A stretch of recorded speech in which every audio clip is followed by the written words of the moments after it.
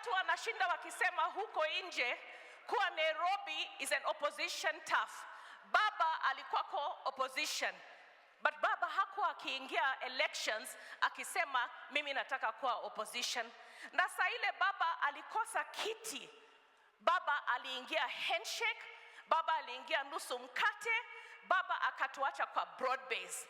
Baba anajua umuhimu ya kuwa ndani ya serikali. Sisi kama ODM tunasema tuko ndani na wewe, tuko broad base, na tutahakikisha mambo 2027 ni 2 term. Na hawa wote hapa wako na kura. Kama hamuna kadi, tafuta kadi. Na nyinyi ndio mtapanga security. Hatutatishwa na watu. Hatutakuwa na tunatishwa watu, tutabaki nje tukishapiga kura. Nairobi will be peaceful. Hatutaki kubaguana na hatutaki kuumizana. Tunataka tu vote, tuingize rais na tuendelee na kujenga Kenya.